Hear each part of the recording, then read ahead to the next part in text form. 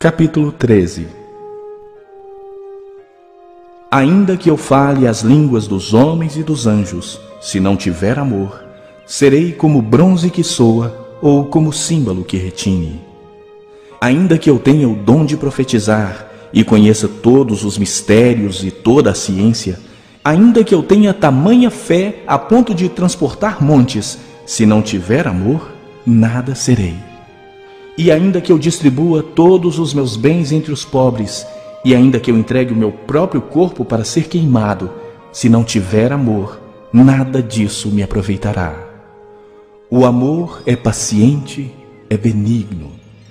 O amor não arde em ciúmes, não se ufana, não se ensoberbece, não se conduz inconvenientemente, não procura os seus interesses, não se exaspera, não se ressente do mal. Não se alegra com a injustiça, mas regozija-se com a verdade. Tudo sofre, tudo crê, tudo espera, tudo suporta. O amor jamais acaba, mas havendo profecias, desaparecerão. Havendo línguas, cessarão. Havendo ciência, passará. Porque em parte conhecemos e em parte profetizamos. Quando, porém, vier o que é perfeito, então o que é em parte será aniquilado. Quando eu era menino, falava como menino, sentia como menino, pensava como menino. Quando cheguei a ser homem, desisti das coisas próprias de menino. Porque agora vemos como em espelho, obscuramente. Então veremos face a face. Agora conheço em parte, então conhecerei como também sou conhecido. Agora, pois, permanecem a fé, a esperança e o amor. Estes três, porém, o maior destes é o amor.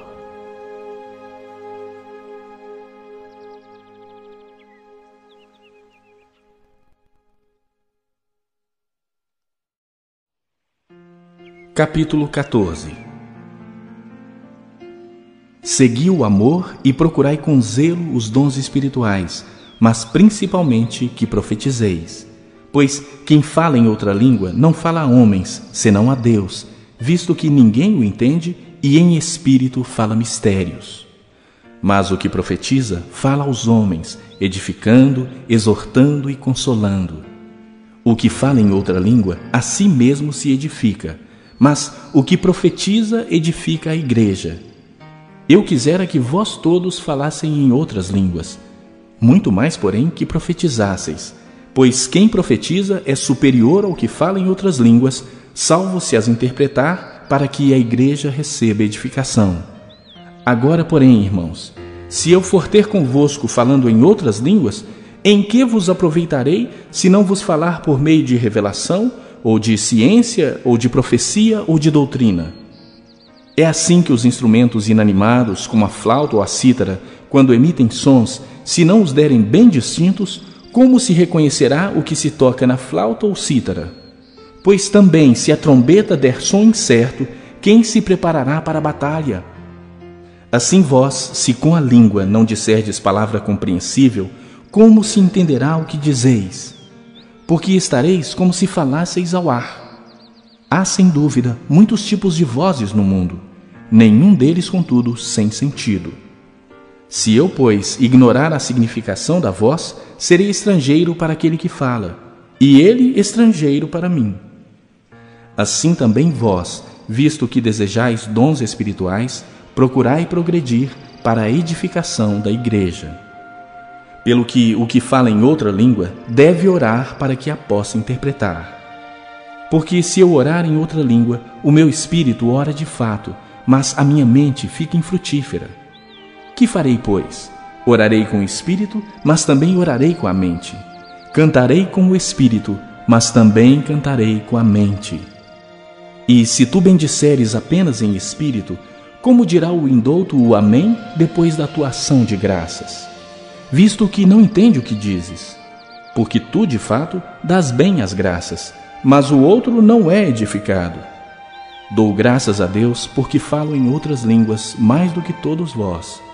Contudo, prefiro falar na igreja 5 palavras com o meu entendimento para instruir outros, a falar 10.000 em outra língua. Irmãos, não sejais meninos no juízo, na malícia sim, sede crianças. Quanto ao juízo, sede homens amadurecidos. Na lei está escrito: falarei a este povo por homens de outras línguas e por lábios de outros povos, e nem assim me ouvirão, diz o Senhor. De sorte que as línguas constituem um sinal não para os crentes, mas para os incrédulos. Mas a profecia não é para os incrédulos, e sim para os que creem. Se, pois, toda a igreja se reunir no mesmo lugar, e todos se puserem a falar em outras línguas, no caso de entrarem doutos ou incrédulos, não dirão porventura que estáis loucos? Porém, se todos profetizarem e entrar algum incrédulo ou indouto, é ele por todos convencido e por todos julgado. Tornam-se-lhe manifestos os segredos do coração, e assim, prostrando-se com a face em terra, adorará a Deus, testemunhando que Deus está de fato no meio de vós. Que fazer, pois, irmãos?